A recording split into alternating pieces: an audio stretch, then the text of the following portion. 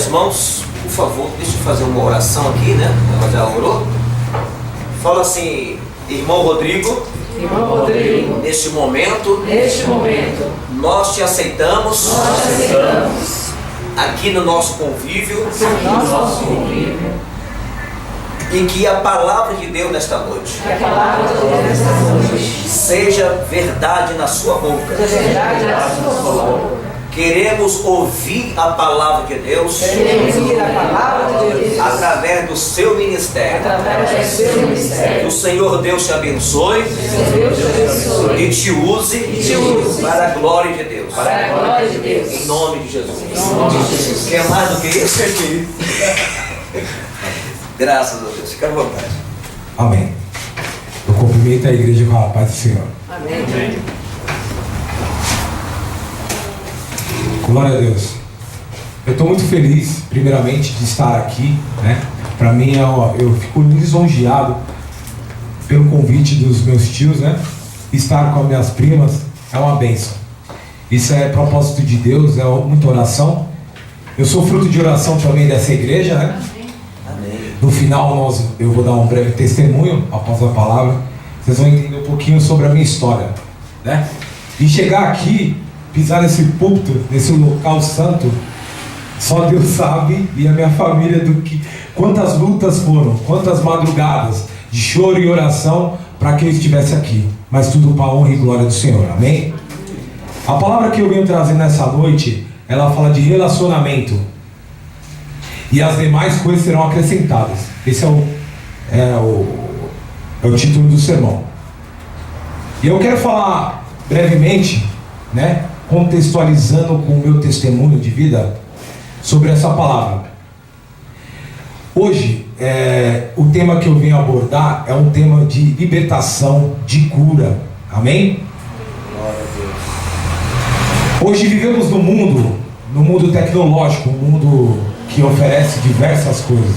Hoje um clique, um dedo, se você teclar lá no Google alguma figura ou qualquer tipo de situação, você já conhece essa situação, até mesmo por imagens, ou você fica sabendo sobre toda a história ou qualquer tipo de situação referente ao assunto que você queira saber.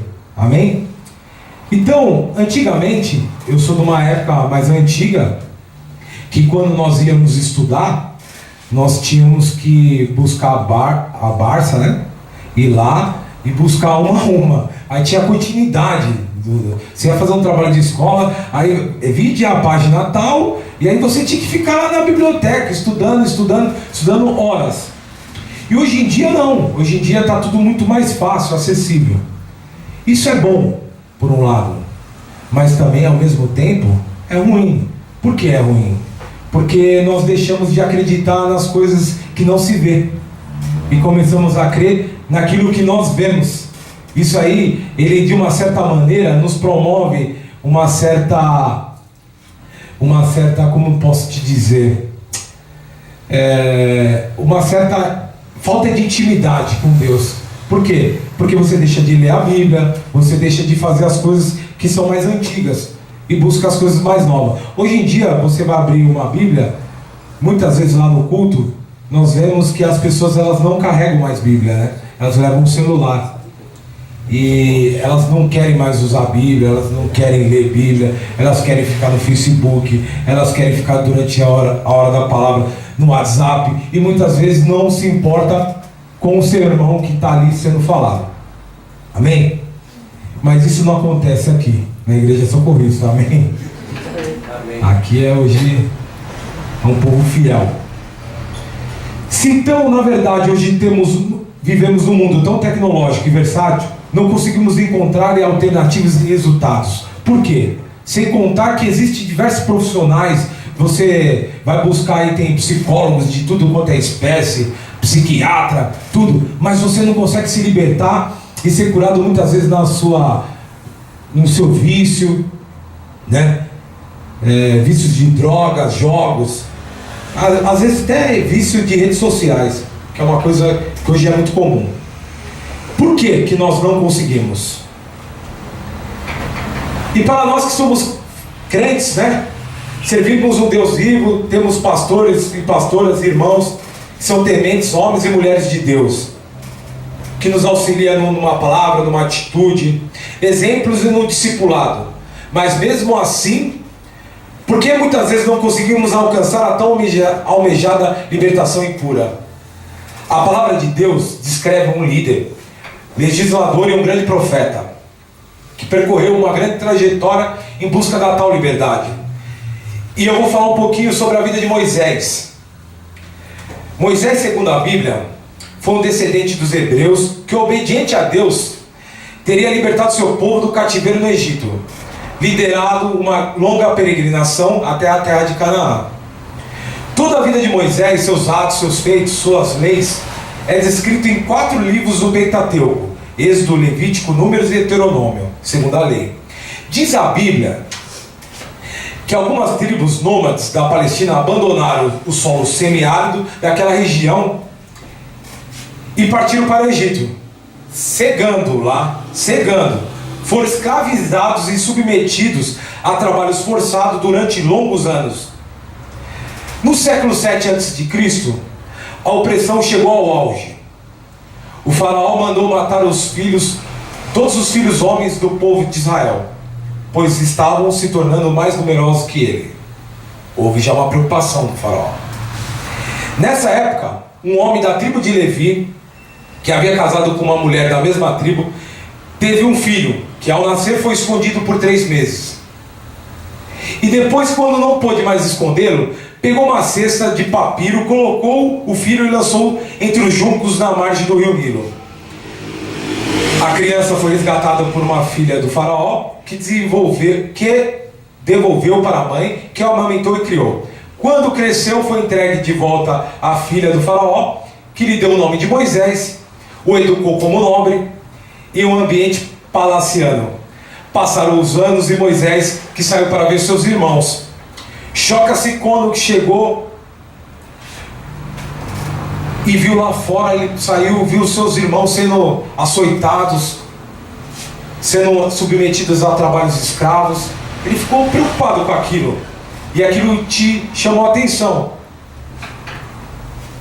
Aí os filhos de Israel que clamavam, e o clamor chegou a Deus, que apareceu para Moisés, entregando-lhe o poder de salvar seu povo e torná-lo um grande, coeso e livre.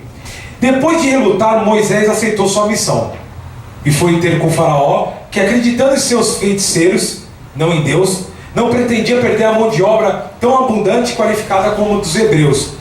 Diante da recusa, 10 pragas convenceram o faraó de que deveria consentir na partida de seus escravos. Os filhos de Israel partiram do Egito em busca da liberdade, sob a liderança de Moisés. Os hebreus atravessaram o Mar Vermelho e penetraram no deserto rochoso que cobre a península do Sinai, a caminho de Canaã. Durante 40 anos, vagaram pelo deserto, até que morresse toda a geração escrava, para que os sons nascidos na liberdade pudessem entrar na terra prometida. A Bíblia descreve minuciosamente a Odisseia dos hebreus, fatos que iriam influenciar a humanidade por séculos. Ao chegarem no Monte Sinai, Deus revelou-se ao povo que escolhera, entregou a Moisés as 2 tábuas com os 10 mandamentos e uma série de leis que passaram a regular as relações entre os homens. Quando Moisés passou das planícies de Moabe para Monte Nebo, até o cume de Faga, entre a Jericó, Deus lhe mostrou toda a terra e falou: essa é a terra que prometi a Abraão, Isaque e Jacó. Quando eu disse, eu a darei à sua descendência, eu estou lhe mostrando essa terra, mas você não atravessará até ela. Está escrito em Deuteronômio 34, versículo 4. Moisés morreu antes de atravessar as fronteiras do solo prometido, tinha 120 anos, foi sepultado no vale, na terra de Moabe, na frente de Belfegor. Os israelitas choraram por Moisés nas estepes de Moabe durante 30 dias, até que terminou o luto por Moisés. Deuteronômio 34:8. Amém? Então vamos lá. Moisés. Aqui foi um breve resumo sobre a vida de Moisés, para que vocês tenham entendimento de quem nós vamos falar. Aí nós vamos lá na Bíblia, em Êxodo 3, versículos 1 ao 15. Aí começa o sermão. Glória a Deus. Glória a Jesus. Santo Deus.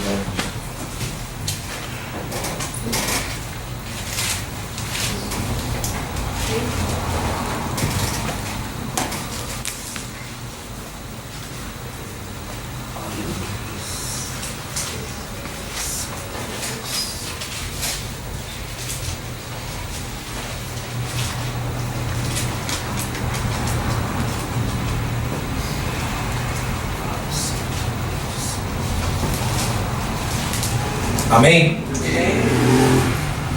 Êxodo 3, versículo 1. E apacentava Moisés ao rebanho de Jetro, seu sogro, sacerdote Midian. E levou o rebanho atrás do deserto e chegou ao monte Deus, a Horebe. E apareceu-lhe o anjo do Senhor em uma chama de fogo no meio de uma sarça. E olhou, eis que a sarça ardia no fogo, e a sarça não se consumia. E Moisés disse: agora me virarei para lá e verei esta grande visão, porque a sarça não se queima.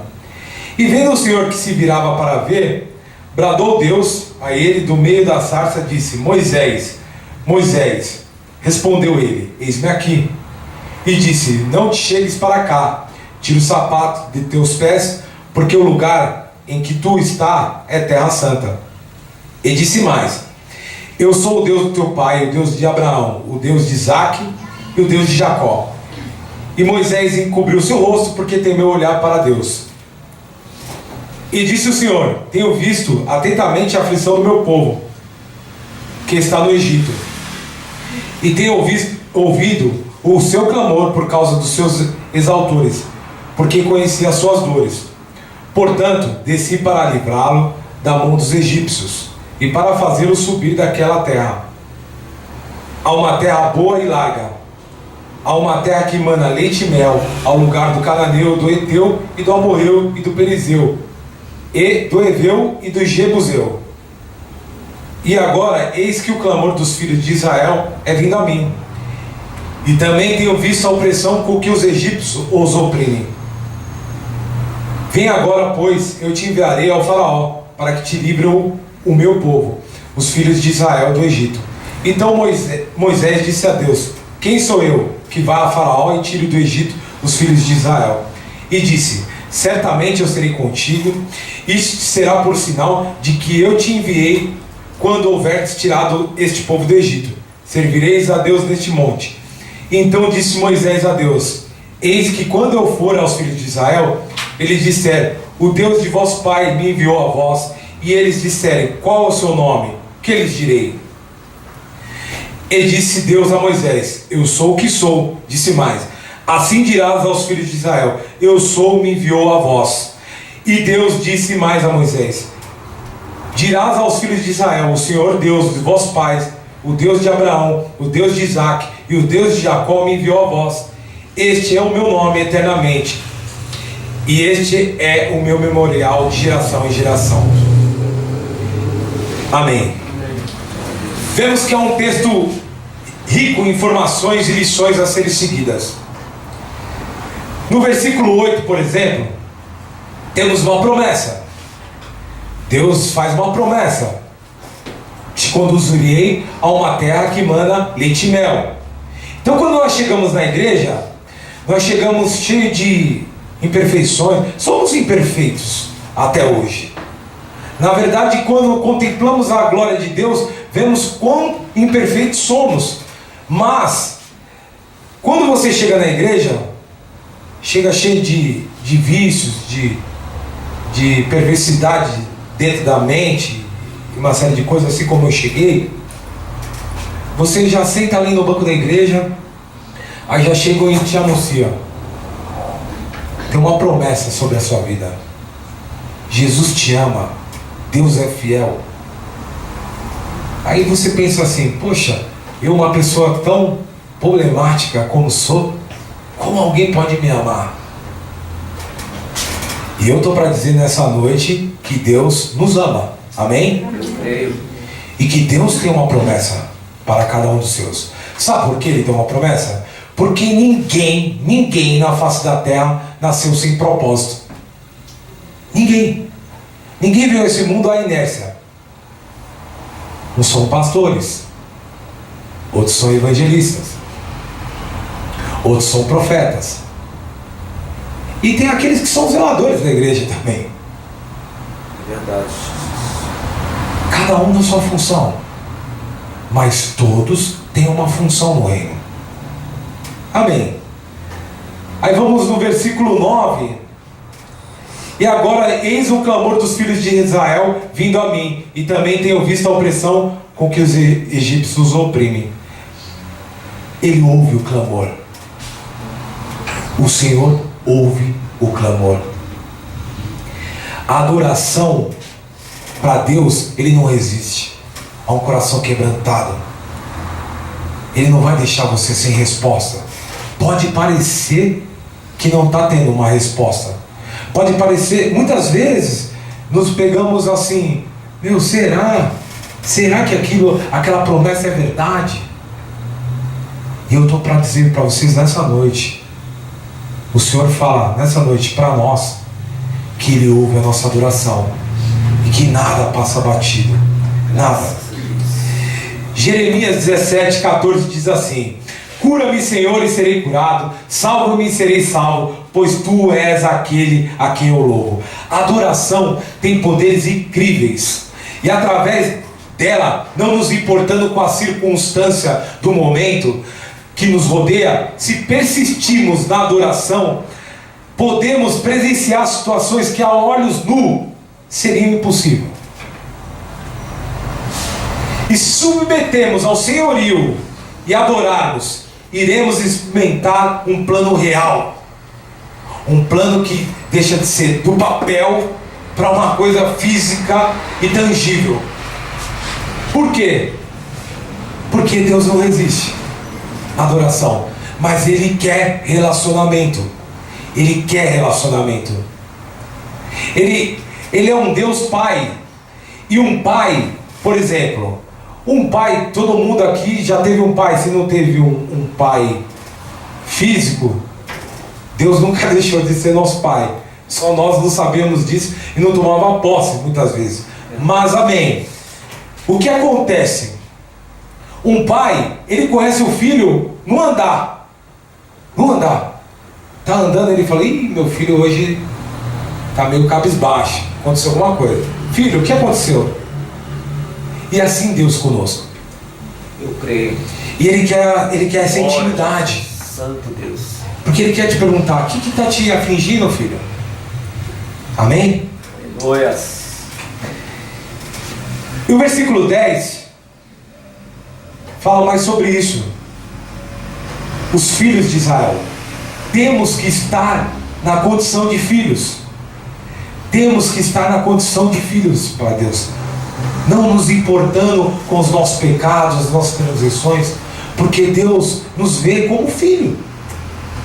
E filho, por mais que o pai, eu sou pai de uma menina de 14 anos, ela está crescendo, hoje em dia a minha esposa sabe disso.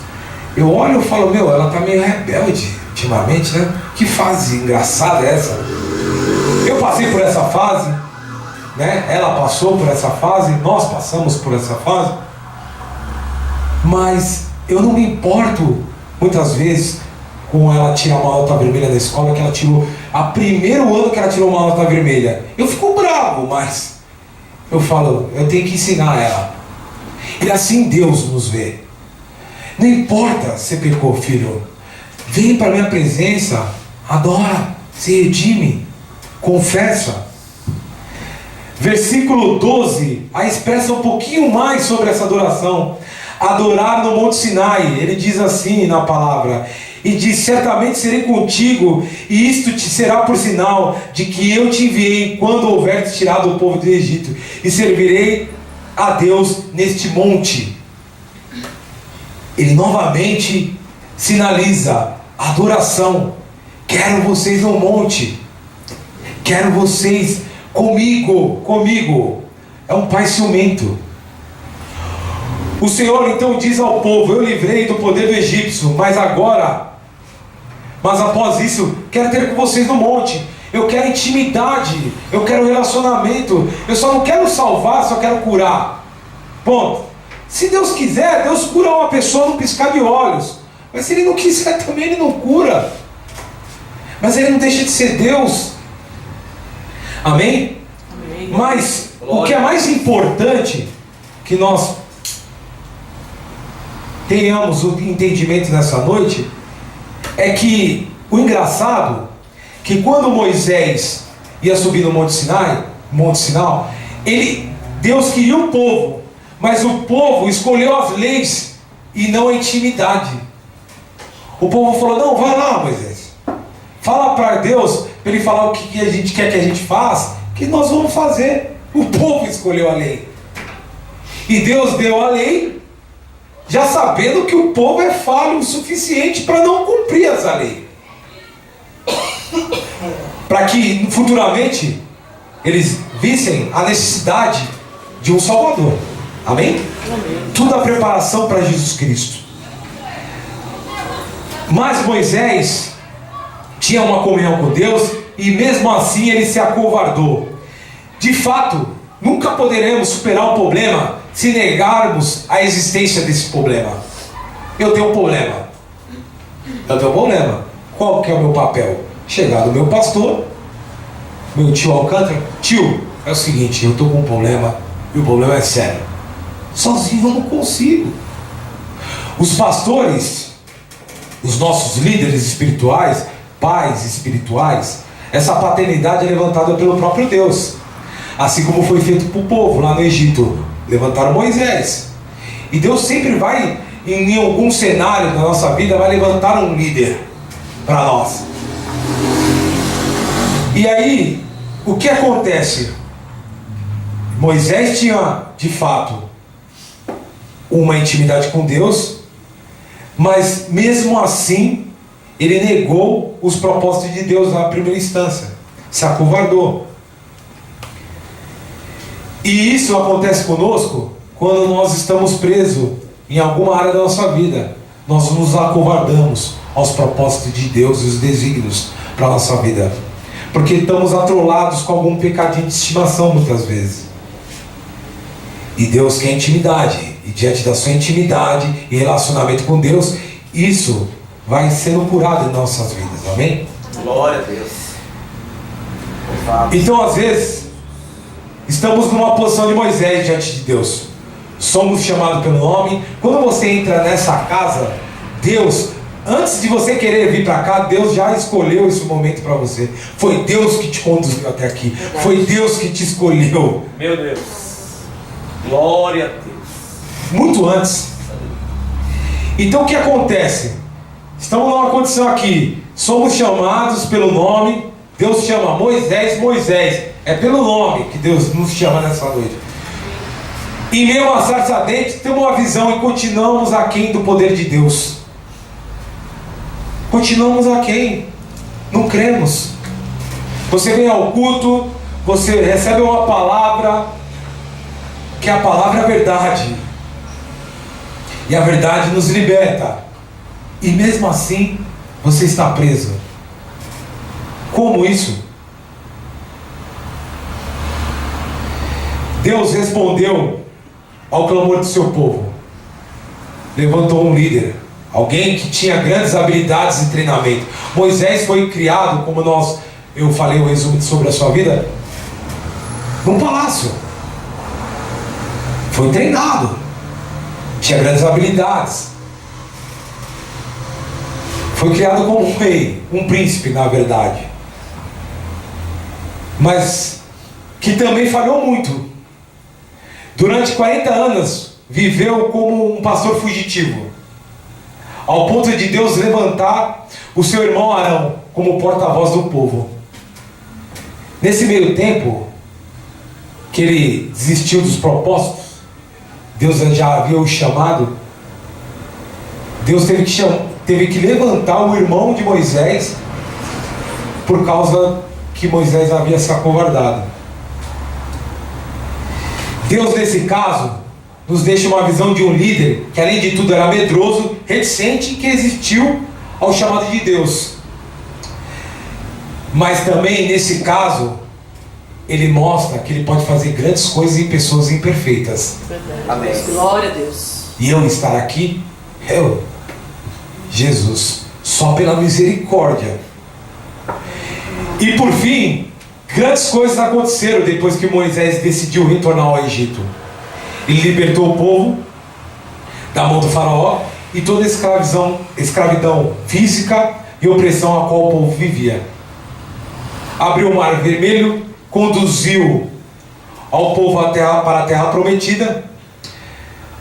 Mas até aqui vimos um líder que resistiu. Mesmo quando o pessoal estava sendo liberto, né, que o faraó decidiu libertar o povo, que depois ele veio atrás, né, que ainda mesmo assim ele veio, antes da abertura do Mar Vermelho, o povo ainda continuava não crendo. Já tinha visto grandes coisas. E quantos de nós somos assim? Vimos grandes coisas acontecer em nosso meio e mesmo assim murmuramos. Murmuramos ao ponto de falar assim: ah, Senhor, se você não fizer, agora eu desisto. Mimados. O Senhor nos chama de mimados. Ele fala: como que pode? Filho, olha ao seu redor.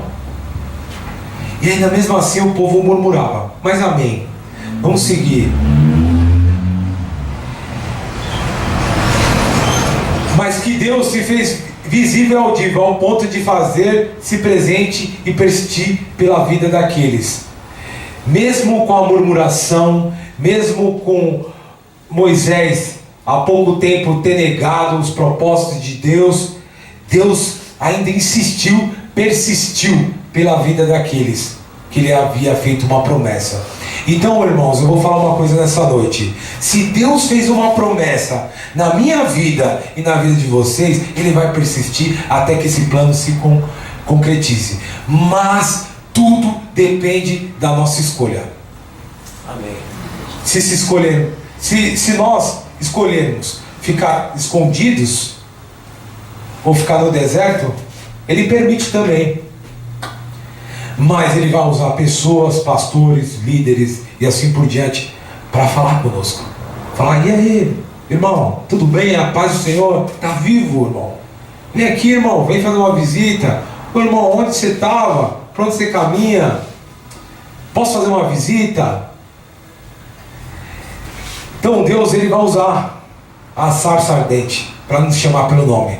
Graças a Deus. Ele não desiste. Ele não desiste. E quem é esse faraó das nossas vidas? Que resiste ao ponto de ter passado pelas 10 pragas e mesmo assim persistir em nos aprisionar. E além de tudo, nos amedrontar e paralisar. Assim como Moisés falou: mas Senhor, eu vou lá e vou falar em nome de quem? Eu sou. Amém? Esse faraó, quem é esse faraó? É aquele que percebe que a igreja de Cristo está crescendo, se tornando tão numeroso quanto o povo dele. E aí o que ele vai fazer? Ele vai mandar matar os homens, todos os filhos homens, assim como aconteceu no passado. E como ele mata? Não matar fisicamente não é simplesmente o ato de homicídio, irmão. De matar. Ele pode te matar, sabe como? Só você não cumprindo os propósitos de Deus nessa terra. Acabou, está morto, vegetou. Se eu não tivesse feito uma escolha alguns anos atrás, por mais que havia uma profecia sobre a minha vida, que foi anunciada desde quando eu nasci, eu estaria morto, estaria na rua morto, vegetando.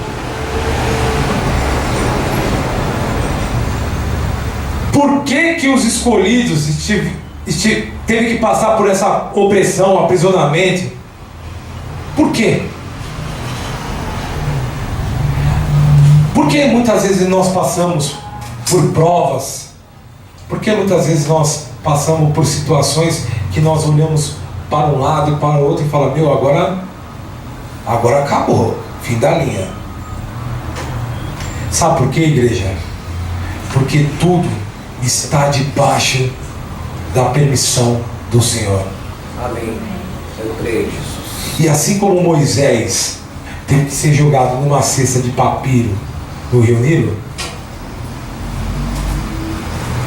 e houve a permissão de que ele fosse tirado dos seus pais biológicos e fosse criado pelo faraó dentro da estrutura do palácio, tudo isso já era um projeto de Deus. Sabe qual era o projeto?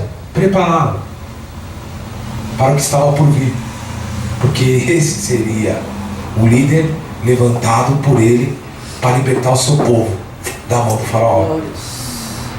E assim eu posso te dar mais outros exemplos bíblicos de pessoas que passaram por dificuldades, por tribulações, mas que depois o Senhor provou que era com eles.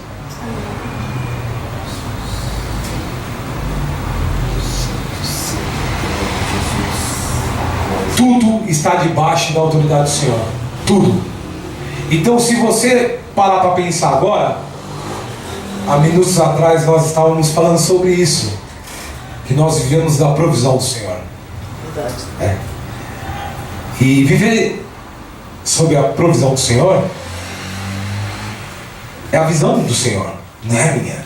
Então, na minha visão, eu acho que eu devo ter 10 bolachinhas. O Senhor fala assim, não, filho, você vai viver com uma hoje. Mas na minha visão eu falo, Senhor, como pode? Eu não posso viver com uma bolacha. Ele fala, é uma, filho, é uma. Come uma e fica satisfeito. Mas a minha visão é 10. Aí eu posso murmurar, porque eu tenho uma. Ou posso me calar e falar assim, até aqui o Senhor esteve comigo. E glória a Deus. Glória a Deus que eu tenho uma bolachinha para dividir. Amém? Porque se nós nos atentarmos às nossas necessidades, esquecemos da necessidade do próximo. Porque quando eu olhar e falar assim, ó, eu só tenho uma bolacha, eu posso olhar para o lado e o irmão não tem nenhuma. E o primeiro chamado que nós temos dentro da igreja, quando nós chegamos à igreja, nós aprendemos a amar a Deus sobre todas as coisas e o próximo como a nós mesmos, que é o segundo mandamento. E quando nós fazemos isso, isso alegra muito o coração do Pai. Mas ao mesmo tempo, esses 2 mandamentos faz quebrar uma série de imperfeições que estão dentro de nós, né? De defeitos de caráter. Um deles é o egoísmo. Eu, quando eu estava no mundo, era egoísta. Eu queria saber de mim, e terceiro de mim de novo. Eu nem me lembrava do próximo. E aí o que acontece? Quando você começa a entrar nos propósitos de Deus, você começa a ver que pouco com Deus é muito. O importante é estar debaixo da presença dele. Só importa isso. Quando Moisés entendeu isso, ele atravessou com o povo que era cativo por 40 anos. Quando ele entendeu. E sabe qual que é a situação? A diferença entre quem está no mundo e quem está debaixo da mão poderosa do Senhor? É que quem está no mundo está sobre a missão dele, o projeto dele. E o projeto dele vai ser frustrado. Uma hora, mais cedo ou mais tarde, ele vai se frustrar. Agora, quando nós vivemos os propósitos de Deus, tudo faz sentido. Tudo faz sentido. E agora eu vou contextualizar com 2 histórias de libertação e cura. Agora no Novo Testamento, que fala de Mateus 15, do 21 ao 28. Diz assim: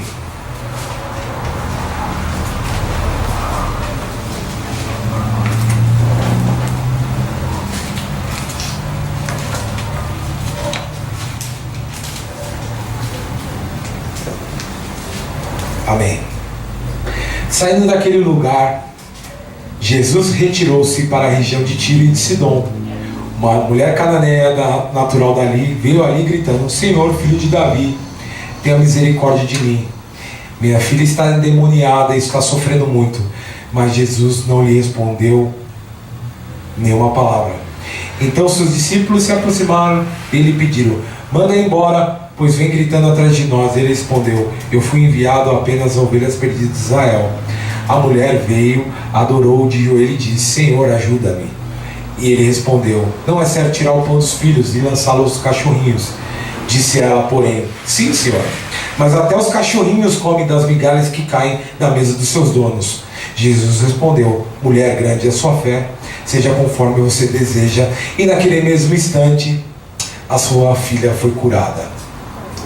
Por que eu trouxe esse texto aqui? Porque esse texto é um texto muito conhecido no meio cristão. E o que ele me chama a atenção, que a mulher mencionou a Jesus. Tudo começa aqui, a mulher necessitada. E que essa mulher, pode ser um homem necessitado também, é quando nós chegamos. Nós chegamos, de fato, cheio de necessidades.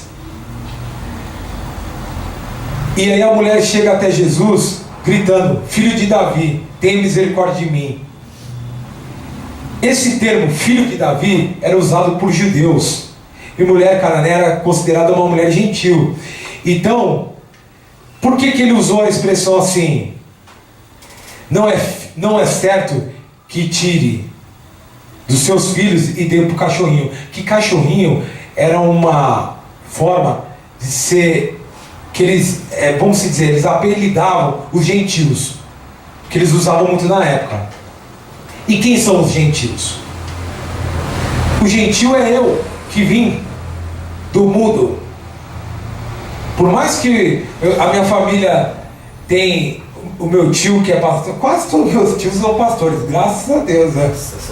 Nós estamos bem cobertos. Mas, por mais que havia uma promessa sobre a minha vida, uma série de situações que haviam prometido, eu era um gentio. Em determinada época, eu gritei para Jesus: salva-me de mim mesmo, que eu sozinho não estou conseguindo. E aí se atenta ao detalhe. Ela falou assim para ele: mas até os cachorrinhos comem das migalhas que caem da mesa de seus donos. E hoje é um dia de Santa Ceia. Se ela foi curada com as migalhas, imagina nós que vamos sentar na mesa nessa noite. Graças a Deus. Ah, Senhor poderoso. Se nós vamos sentar na mesa com Jesus nessa noite, e aquela que comeu das migalhas foi curada, então o que nos falta? Sabe o que Deus quer falar nessa noite? Ele quer relacionamento, porque sentar à mesa é relacionamento. Uma família, quando ela vai jantar, ou ela vai almoçar de domingo, o costume, antigamente era todos os dias, hoje tem se perdido muito isso, né? É de sentar todos na mesa. E só levanta todos quando todos terminarem de comer de fato. Então Jesus hoje, Ele está nos abordando e falando: filho, vem comigo na mesa, senta comigo na mesa, eu faço questão de vocês sentados comigo à mesa. E duas coisas que são comuns nesses dois textos. Os dois acontecem da mesma maneira. A mulher cananeia, ela primeiro teve o silêncio de Jesus. A segunda, a objeção daqueles que o rodeavam, que falaram para Jesus: ó, essa mulher incomodando aqui. E a terceira, a própria concepção de Deus de que não era o momento em que sua filha fosse curada, que primeiro Ele tinha que cuidar dos seus filhos. Então ela fez, sabe o que? Ela ajoelhou e o adorou. Mateus 7, 7-11 diz assim: peçam e lhes serão dado, busquem e o encontrarão, batam e a porta lhes será aberta, pois todo o que pede recebe, o que busca encontra, aquele que bate a porta será aberta. Qual de vocês, se o seu filho pedir pão, lhe dará uma pedra, ou se lhe pedir peixe, lhe dará uma cobra? Se vocês, apesar de serem maus, sabem das boas coisas aos seus filhos, quanto mais o Pai de vocês que está no céu dará coisas boas ao que lhe pedirem. Pois vimos que tem uma condição. E qual é a condição? De pai para filho. É exatamente isso que Deus exige do povo na época de Moisés. Ele quer relacionamento. É de pai para filho. É de pai para filho. Amém. Moisés foi chamado pelo nome e pisou no Santos dos Santos. Mulher cananeia estrangeira que está no mundo e mesmo assim obteve êxito em sua busca. Porém, a junção de ambos os acontecimentos houve intimidade, relacionamento, perseverança e adoração. Necessitamos buscar da fonte. Necessitamos buscar da fonte as respostas necessárias para seguirmos rumo aos desígnios do Senhor. O que é submissão? É viver debaixo de uma missão. E de quem nós estamos? Da missão do próprio Deus. Então nós temos que buscar a fonte. E a fonte é o que? É sentar à mesa. É relacionamento. O pai sentou na mesa, vamos sentar, filho. Senta, senta, senta. E mesmo quando ele sentou na mesa, ainda ele falou: esse aqui vai me negar 3 vezes antes do galo cantar, e esse vai me trair. E ele deixou de dar o pão para esses dois? De forma alguma. Ele sabe das nossas limitações. Ele conhece a minha limitação. Ele conhece. Mas mesmo assim ele me escolheu. Ele me escolheu. Mesmo Moisés se amedrontando, ele escolheu como povo, para ser o líder do povo. Agora, o que isso quer dizer para nós nessa noite? Sabe o que ele quer dizer? Que às vezes nem todos serão pastores. Nem todos. Nem todas serão pastoras. Mas você pode ser o líder do seu trabalho, que liberta aquele que senta lá da sua mesa do lado, liga o computadorzinho lá e está com problema no relacionamento. Talvez aquela mulher que vive insultando o seu marido, falando: eu vou largar. E sabe o que o mundo fala para essa mulher? De repente, eu não sei qual que é o problema que ela tem com o marido dela. Ah, você é boba, você está ainda com ele. E vocês, e nós, que somos chamados por Cristo, temos que fazer diferença. Falar para ela: irmã, qual que é o seu problema? Qual é o seu problema? E como nós vamos aconselhar? Separa? Larga. Larga aquilo que Deus uniu. E o homem que separa, é isso? Não. Nós seremos esse líder que vai libertar. Glória a Deus. Que assim seja, meu Deus, em nome de Jesus. É assim que funciona. Vocês, nós, quando saímos daqui da igreja, nós somos preenchidos através da palavra, com toda certeza, aos cultos, quando vocês vêm aqui, que meu tio, a minha tia está pregando, ou outro qualquer pregador que seja, eles pregam aquilo que eles vivem. Se Deus faz na vida dele e dela, deles, da família, vai fazer na minha. Não é só porque nós estamos no púlpito. É muito pelo contrário, né? Quem está no púlpito tem o chamado. Quanto é mais dado, mais é cobrado, né? Mas não é porque nós estamos aqui que nós não lideramos também na nossa vida pessoal. Meus tios têm as 3 filhas criadas debaixo da graça do Senhor. E assim eu vou fazendo na minha casa. Eu tenho as minhas situações a serem resolvidas na minha casa. Tem minha filha, minha esposa. Nós trabalhamos. Então, Deus não chama o seu povo para se acovardar. Que Ele tem uma promessa para cada um de nós. E a primeira promessa que Ele tem é que Ele nunca vai desistir de nós. em nenhuma circunstância. Então, se Ele não vai desistir de mim, então que meus pés estejam colados diante da sua presença e me dê o discernimento, Senhor. Me põe a palavra certa. Eu vou ter que falar com o meu chefe, preciso de um aumento. Ora, Senhor, fala, Senhor, põe a palavra na minha boca, porque esse faraó não quer liberar a grana para mim, não. O faraó, ele está querendo me escravizar. Tô 10 anos trabalhando pelo mesmo salário, cara, e ele não vê isso, Senhor. Não é possível. Peça ao Senhor, peça ao Senhor, joelha, ora, não murmura, não desiste, não se amedronte. Graças a Deus. Porque aqui nós temos um monte de Moisés. Nós todos somos chamados para essa liderança, sendo homens ou mulheres, homens e mulheres de Deus. Mas juntos iremos buscar o que está escrito em Mateus. Mateus 6,33. Buscamos intimidade com o Senhor, nos submetemos à sua missão, e as demais coisas serão acrescentadas. Buscar o reino de Deus e sua justiça, e as demais coisas serão acrescentadas. Porque quando somos inseridos nesse propósito e perseveramos e adoramos, à medida que nem percebemos, vamos sendo curados, restaurados e libertos. Amém? Eu creio. Eu creio. Dessa forma, Jesus. Eu creio nas promessas do Senhor sobre cada vida que está nessa noite aqui. Amém? Eu creio que com intimidade ao Senhor, Ele vai nos direcionar e dar o discernimento correto para cada missão que cada um tem aqui nessa noite. Amém?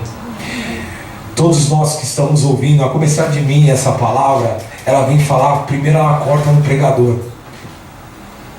E se ela está sendo mencionada, é porque nós temos que liderar. Nós temos que liderar de alguma maneira. E como eu mesmo mencionei, alguns vão liderar dentro da sua casa, muitas vezes.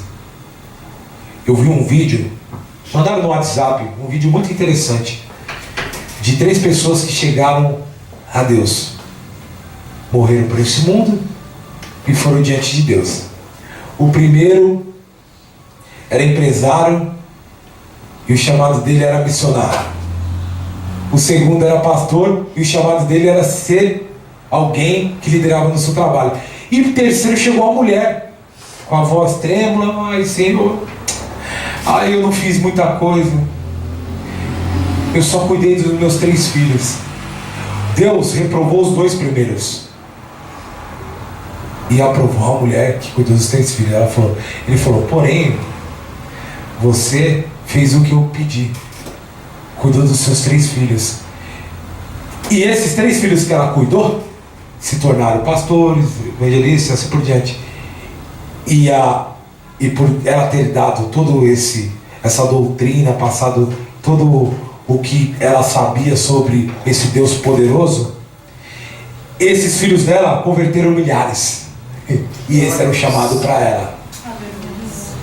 Então uns serão chamados, muitas mulheres serão chamadas para ser dona de casa e criar, ensinar o caminho que o filho deve andar, e ele jamais se desviará dele. E esse filho será usado para ser o pastor de multidões, líder de multidões, e assim por diante. O importante não é, se você é zelador da igreja, você já faz um grande trabalho. Você deixa limpinho, deixa tudo ajeitadinho, as cadeiras, para o povo sentar, para o povo ouvir. Você coloca água para o pregador e a garganta do pregador não seca e ele consegue falar. Você tem um trabalho importante. Todos nós temos um trabalho importante diante. E volto ao que eu falei no início: ninguém nasceu para viver em inércia. Amém? Amém. Agora eu posso dar um breve